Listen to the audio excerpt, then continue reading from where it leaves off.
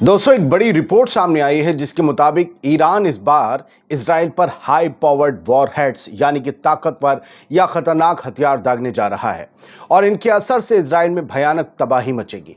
और इसका नतीजा ये होगा कि या तो इजराइल ईरान के सामने हथियार डाल देगा या फिर अमेरिका और इजराइल मिलकर ईरान पर हमला कर देंगे, या बहुत मुमकिन है कि ईरान के खिलाफ एक बड़ी जंग ही शुरू हो जाए।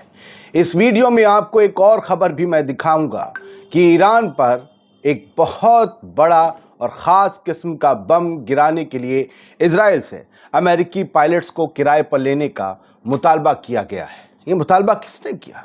मगर इजरायली पायलट्स वो बम क्यों नहीं गिरा सकते? और उस ख़ास बम की खासियतें क्या हैं? वो कितनी तबाही मचा सकता है? ये सब कुछ मैं आपको इस वीडियो में बताने जा रहा हूं। आज़ाद बोल इंडिया में आप सबका खैर मकदम है। आपके साथ मैं खबरों का खादिम आदिल खान आज़ाद विद फैक्ट आपको न्यूज़ दिखाने जा रहा हूं। देखिए, इजरायली अखबार द जेरूसलम पोस्ट में 4 नवंबर 2024 को छपी इस खबर को देखिए, जिसमें वॉल स्ट्रीट जर्नल की रिपोर्ट का हवाला देते हुए लिखा गया है कि ईरान इजराइल पर और ज्यादा एग्रेसिव यानी आक्रामक हमले की प्लानिंग बना रहा है। रिपोर्ट में कहा गया कि इस हमले में न सिर्फ IRGC बल्कि ईरानी आर्मी भी शामिल होगी। ईरान की आर्मी भी इजराइल पर हुए अब तक के 2 हमलों को अभी तक सिर्फ IRGC ने ही अंजाम दिया था, लेकिन अब पहली बार ईरान की आर्मी का अगले मुमकिन हमले में साथ जुड़ जाना या उसकी खबर आ जाना ये बताता है कि दुनिया ने अब तक ईरान की जो ताकत देखी, इस बार उससे कुछ बहुत अलग और बहुत बड़ा होने जा रहा है। वॉल स्ट्रीट जर्नल की पीर की रिपोर्ट जेरूसलम पोस्ट में हूबहू छपी है। इसमें अरब और ईरानी अधिकारियों का हवाला देते हुए लिखा गया है कि ईरान इजराइल पर एक कॉम्प्लेक्स अटैक यानी कि एक जटिल हमले की प्लानिंग बना रहा है, जिसमें हाई पावर्ड वॉरहेड्स वाली मिसाइलें शामिल हो सकती हैं। ये मिसाइलें अब तक इस्तेमाल की गई तमाम मिसाइलों से खतरनाक होंगी। लेकिन ईरानी आर्मी इस हमले में क्यों शामिल हो रही है? इस सवाल के जवाब में अखबार जो लिखता है वो समझ लीजिए। एक ईरानी ऑफिशियल ने यह दावा किया कि हमारी फौज ने इजराइल के हमले में अपने कमांडोज को खोया है, इसीलिए उन्हें माकूल जवाब देने की ज़रूरत है। यह अंदेशा था पहले भी। हम लोग शुरू दिन से ये कह रहे थे कि ईरान की आर्मी इस बार हमले का जवाब ज़रूर देगी, क्योंकि इस बार उसके कमांडोज मारे गए एयर डिफेंस सिस्टम के। अभी तक तो IRGC के कमांडोज मारे जा रहे थे। ईरानी ऑफिशियल ने यह कहा कि अब की होने वाला हमला भी इजरायली मिलिट्री टारगेट्स पर ही फोकस होगा, लेकिन इस बार पहले से ज्यादा अग्रेसिव होगा। यानी कि पिछली बार की दिवाली से भी ज्यादा रोशनी इस बार देखने को मिलेगी। ईरानी अधिकारी ने या ईरानी ऑफिशियल ने आगे कहा कि ईरान का जवाब अमेरिका के इलेक्शन के बाद, लेकिन जनवरी में नए सदर के बनने से पहले आएगा। 5 नवंबर को अमेरिका में वोटिंग है और फिर जनवरी तक जो है नया सदर बैठेगा, कमला हैरिस या डोनाल्ड ट्रंप, पता नहीं। लेकिन तब तक यानी नवंबर से लेकर दिसंबर तक में ईरान कभी भी सबसे बड़ा हमला कर सकता है। वैसे मेरा निजी तौर पर मानना है कि ईरान इसमें ज्यादा दिन नहीं लेगा, क्योंकि ईरान के अंदर मिलिट्री साजो सामान को इधर से उधर करने की जो बड़ी हलचल नोट की जा रही है, उससे ये लगता है 5 दिन 7 दिन बहुत, और ईरान का सबसे बड़ा हमला इजराइल पर देखने को मिलेगा। अब दूसरी रिपोर्ट पर आते हैं सर, यह और भी अहम है। इजराइल ईरान के खिलाफ वक्त रहते खुद को 30,000 पाउंड के बमों यानी कि GBU-57 बंकर बस्टर बम से लैस नहीं कर सकता। नहीं, उसे अमेरिका की मदद की जरूरत पड़ेगी। उसे अमेरिका के पायलट्स और टेक्नीशियंस की जरूरत पड़ेगी, जिन्हें इजराइल बुलाकर इजराइल की सिटीजनशिप देने की वकालत द जेरूसलम पोस्ट में छपे एक ओपिनियन में की गई।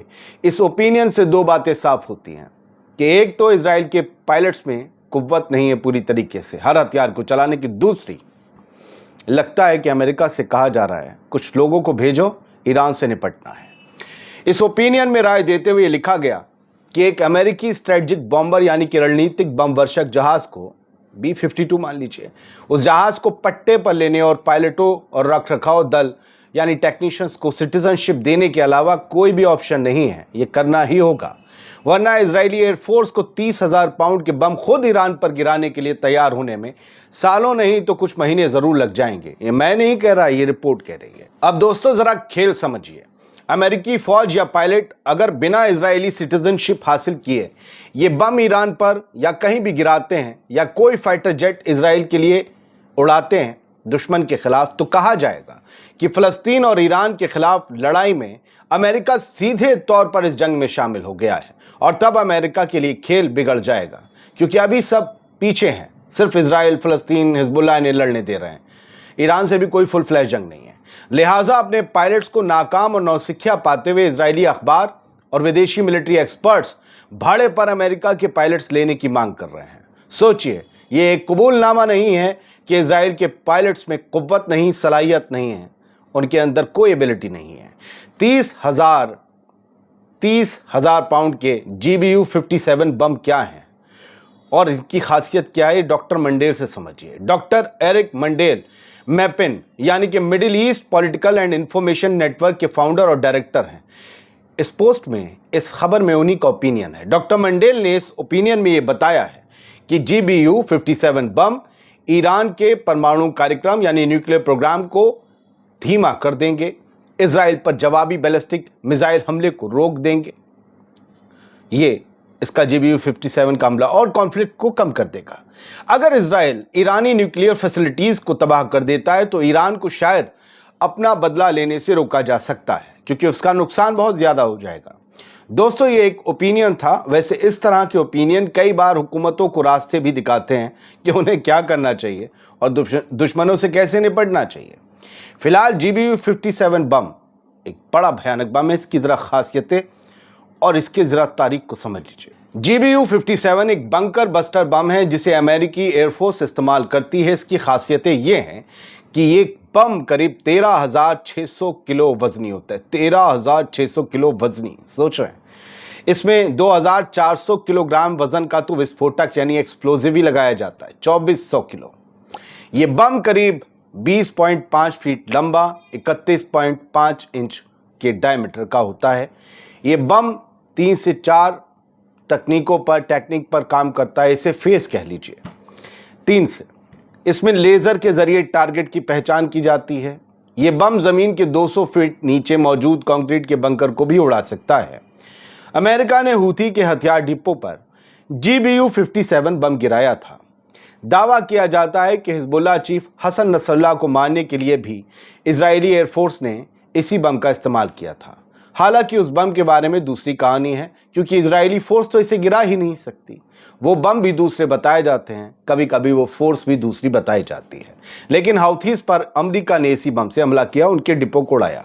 20.5 फीट लंबा और 30.5 इंच के डायमीटर वाला ये बम 3 फेज में काम करता है। पहला फेज टारगेटिंग यानी प्रेसिजन अटैक, जिसमें लेजर के जरिए टारगेट की पहचान कराई जाती है। लेजर देखते ही बम उसी डायरेक्शन में आगे बढ़ता है। दूसरा फेज गाइडेंस, इसमें बम का अगला हिस्सा जो कि मजबूत मेटल का बना होता है, एक कोन होता है, बल्कि वो जमीन में धंसता है नुकीलेपन की वजह से। तीसरा फेज होता है पेनिट्रेशन, छेदना।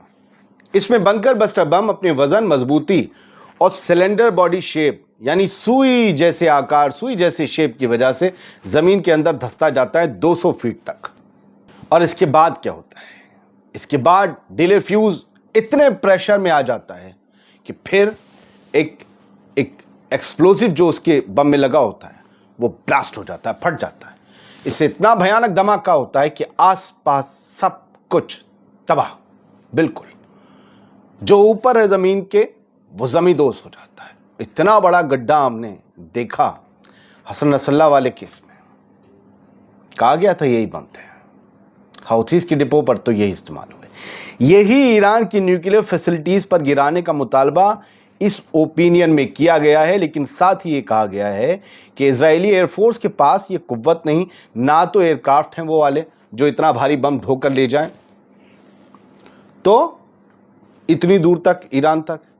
तो बेहतर होगा कि अमेरिकी एयरफोर्स से कुछ बॉम्बर मंगवाए जाएं, कुछ पायलट्स मंगवाए जाएं, कुछ टेक्नीशियंस भाड़े पर लिए जाएं और अमेरिका से सीधी लड़ाई न छिड़े या जंग में उसे शामिल ना माना जाए। इसलिए पहले उन्हें इजरायली सिटीजनशिप दी जाए और फिर इजराइल की तरफ से उन पायलट्स और टेक्नीशियंस को जंग में इस्तेमाल किया जाए।